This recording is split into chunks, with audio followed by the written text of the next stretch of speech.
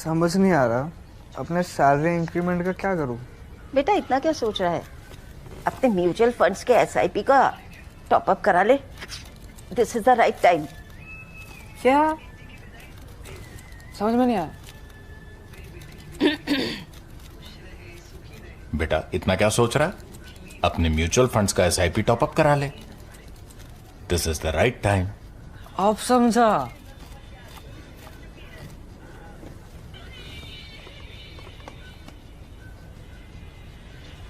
Mutual fund investments are subject to market risks. Read all scheme-related documents carefully.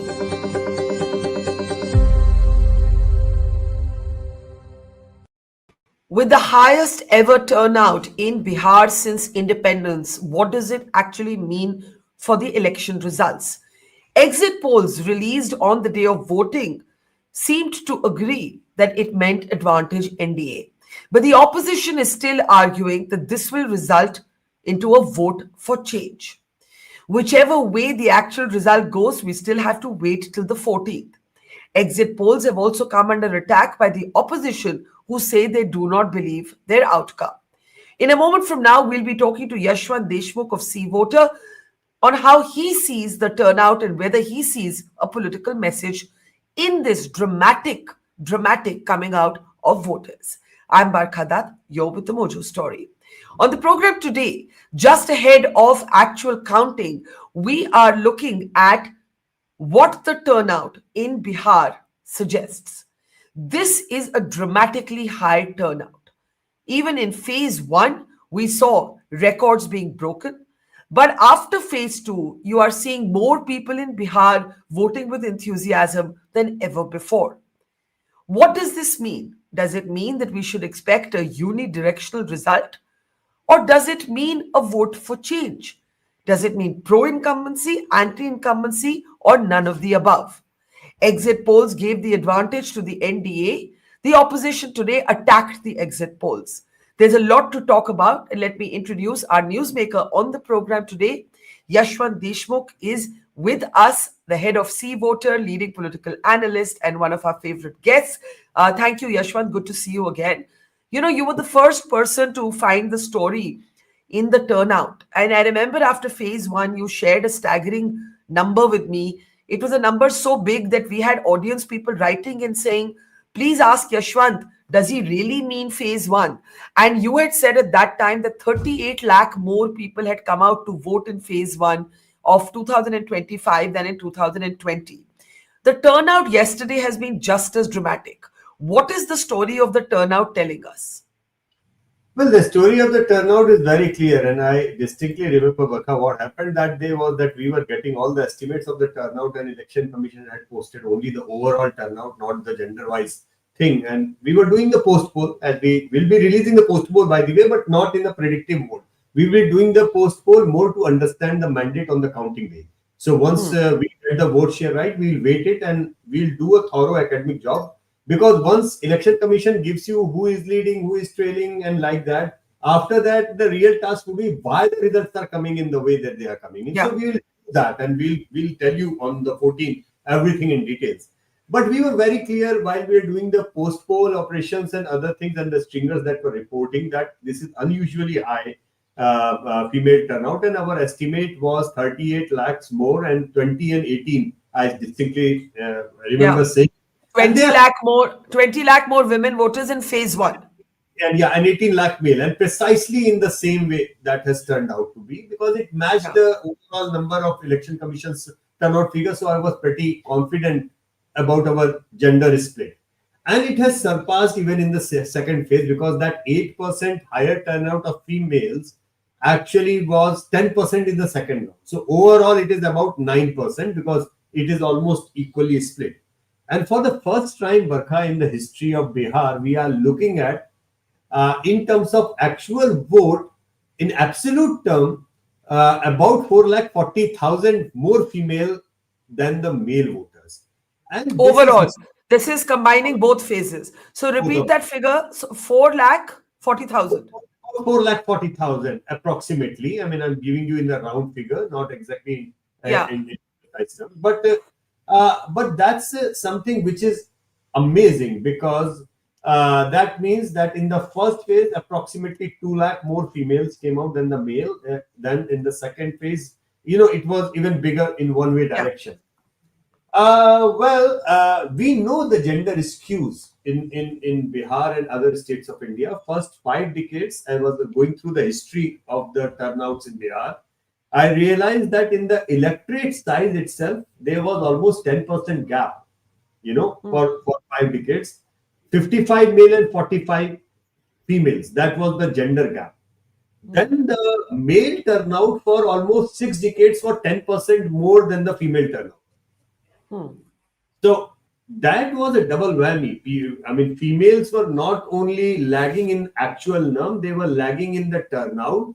So in the final result, what was happening was a very extremely skewed 60-40 or 2/3, 1/3 in some elections, the ratio of the male. For every one female, there were 2 males actual in voter list on the voting day. And that could as bad be, I mean, a gender skew as practically can be. But this election, it has come at par. Even though in Bihar, for every 47 female, there are 53 males in 100 voters. And can this fact that women have outvoted men be explained only by the 10,000 rupiah Mahila scheme, or is there more to it than meets the eye? Because a lot of the opposition members will focus in on that. Jan Suraaj, for example, said ye to bribery hai, and so on. It has been a much debated welfare scheme. Is it this turnout? Do you link it to that scheme, or is it is it a standalone development? Well, for the female turnouts, I would say that this scheme kind of rebooted the system, as we discussed the other day. The kind of rekindled the entire Nitish Kumar's political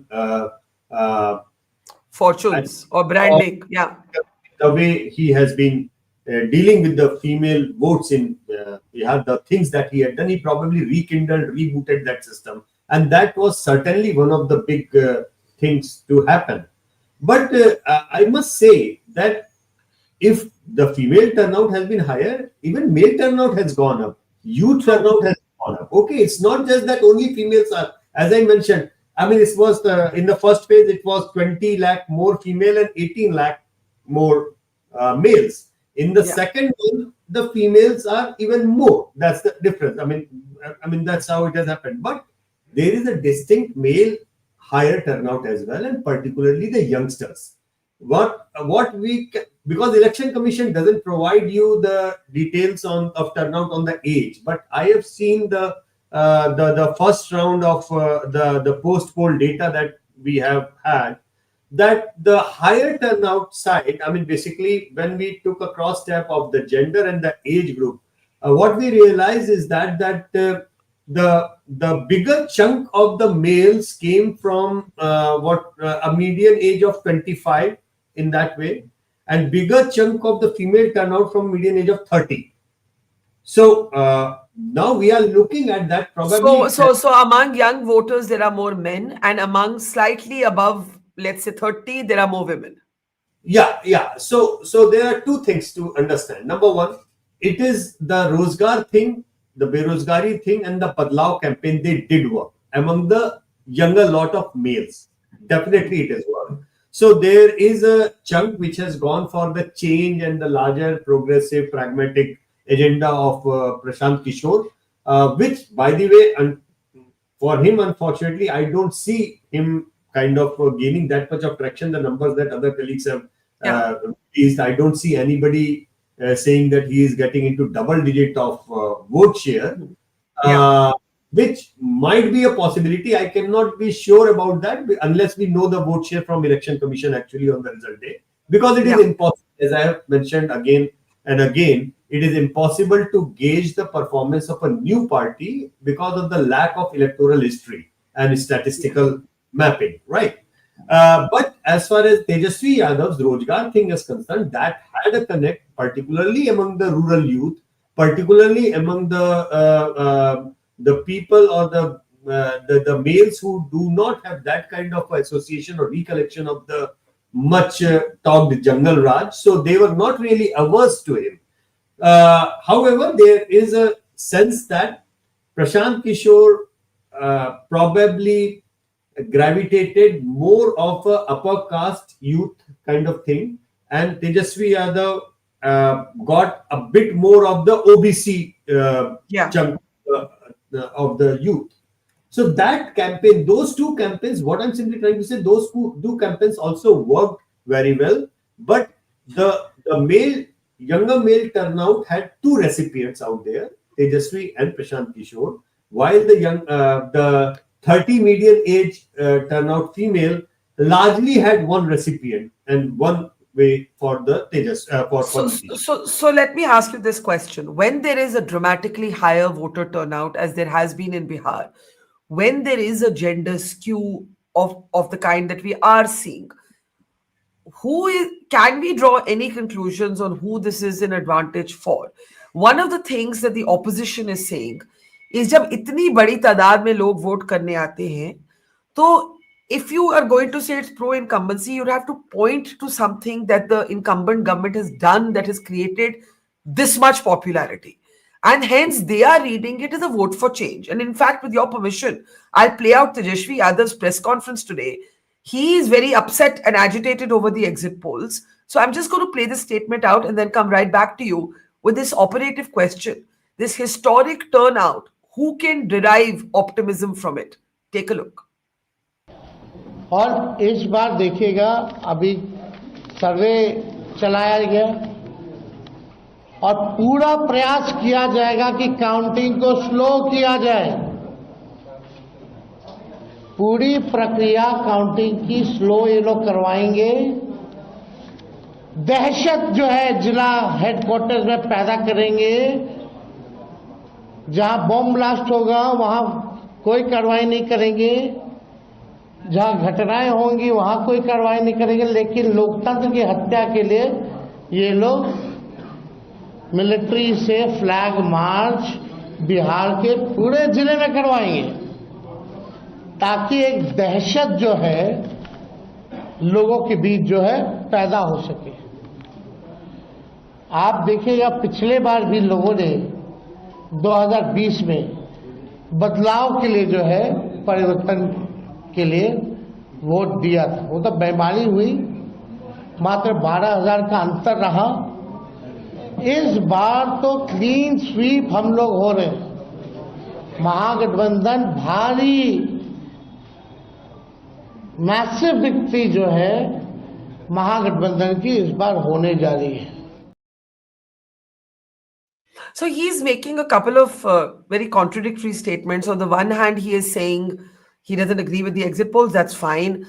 He's then saying that there will be a deliberately slowed down counting. Then he's saying in 2020, the vote was very close. The election was very close. This time it won't be. I'll pick up that last point first. Usually a dramatically high turnout, unless we are saying every party has managed to get its vote base enthused, usually a dramatically high voter turnout should not mean a close election, usually. Or am I wrong in assuming that? No, you are right. You are right. Should not be. But here, usually we do not see this kind of a gender gap either. I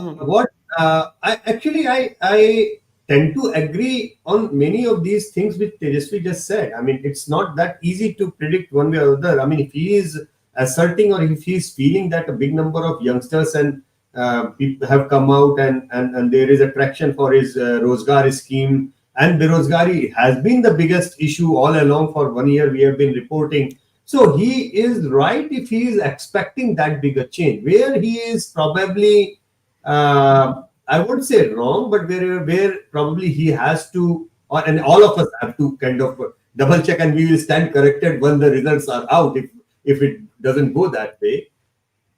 Everybody is tending to count females voting on the same caste and religious line that the male counterparts of their families are voting. That's the problem, you know. While our research in the last many months has been kind of reporting that it is no more the case, and one can very well sense that there are clear-cut deviation of gender-based voting behavior, even in the very, very prominent caste equations like MY and other way around. So we have signs in our data where we have seen youth of upper caste voting for Tejashwi and Prashant Kishor, and females of Muslim and Yadav families voting for Nitish Kumar, not for BJP, but for Nitish Kumar. That is so interesting. That is so interesting.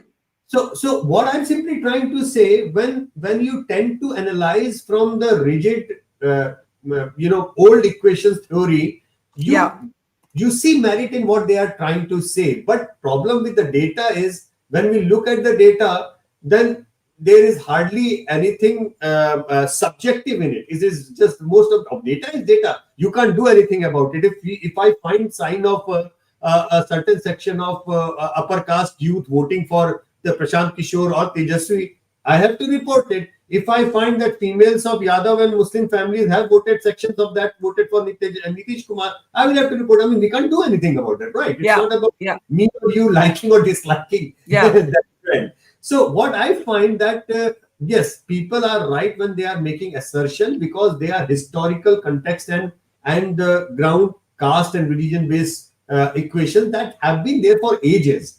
Now something new, when it is propping up, it is very difficult for people to actually agree to that new trend unless it is validated. And what I am saying, or what I have been reporting in the last few months, is still something which I have found in data, but it is still not validated by actual election results, right?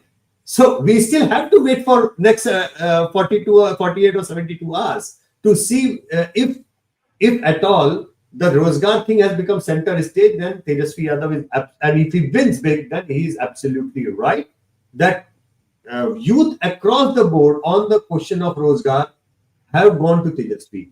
If Prashant Kishor springs a surprise and becomes a king or kingmaker or something like that, which is out of the blue right now and happens, and maybe he converts his entire popularity traction into votes and into seats, then we are looking at the center stage of the youth population, which needs change from everything that we are discussing.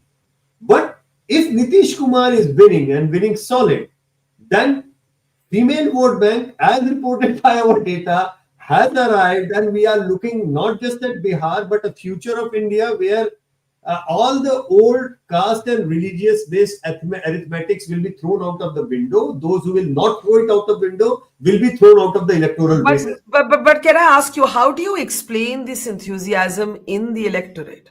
In the sense that in the beginning of this campaign, there was a thakawat factor with Nitish Kumar. There was some curiosity about Prashant Kishor. There was a vote chori debate. But then nobody saw in the beginning of the campaign the signs of an overwhelming enthusiasm and hunger in the voter to come out and vote. How do we understand that? Agree.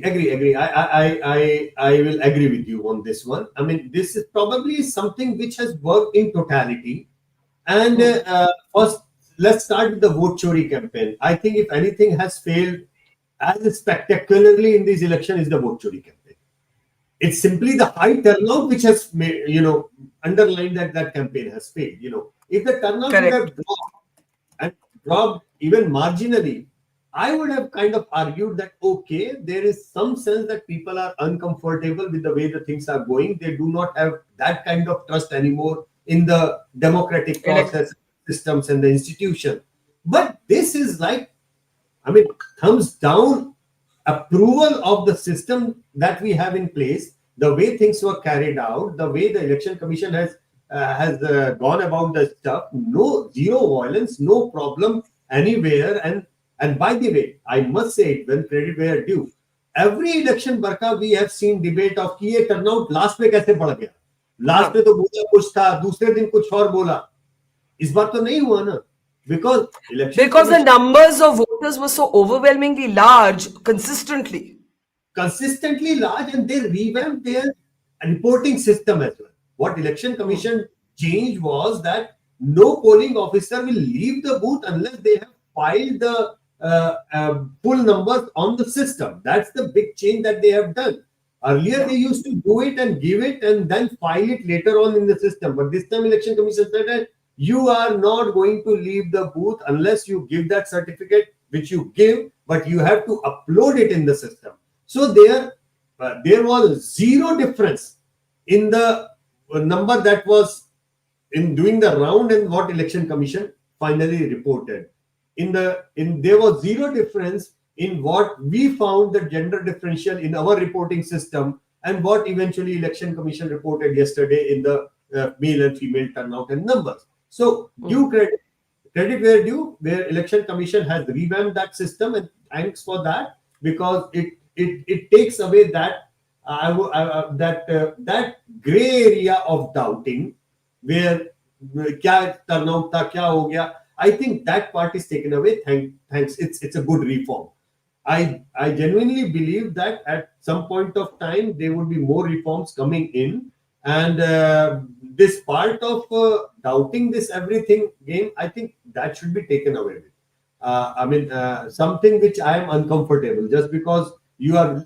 For example, exit poll. I know exit poll. I've been in that business for a really long time. Now that I have shifted to post and academics, that's a different. But exit polls keep on going wrong many times, Barkha. Yeah. Even Rahul Gandhi in the vote chori campaign, he said on Haryana and Maharashtra, exit polls went wrong because exit polls are correct. And there must be something wrong. Okay. So now all of a sudden exit polls are wrong because it is not, they are not showing them winning the election. I think exit poll and these things, they should be taken with a pinch of salt. Not everybody has that kind of a capacity to get data from every nook and corner within record speed. Everybody doesn't have that kind of resources. That's right. That kind of training. That is why we are more focused on a year-long trackers, which we do. Hindi mein kahavat hai, karat karat abhyas ke jal mat hot sujan. So you keep on doing the practice again and again, and you do it with the academic caliber to do it, understand the mandate. So that's why we have restricted now ourselves to that. Absolutely. And in the end, I must ask you, you said vote chori has failed miserably. Obviously, women have emerged as a key factor. What else is emerging as a pattern or a trend line from this high turnout? I think youth or Gen Z is a thing that has happened. One cannot take away the credit away from them. People have been largely saying they are the most uninterested lot. They never come out to vote.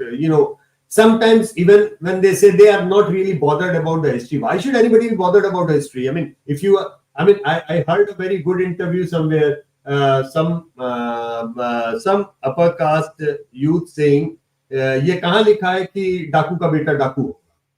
ये कोई वो है?" So Indian Express reporting has been quite good. I've been saying this for a long time. I love reading that one, and in fact, there is a wonderful piece today. Which almost tracked down my cycle to 10,000 thing, which I have been saying all along. They have interviewed those girls.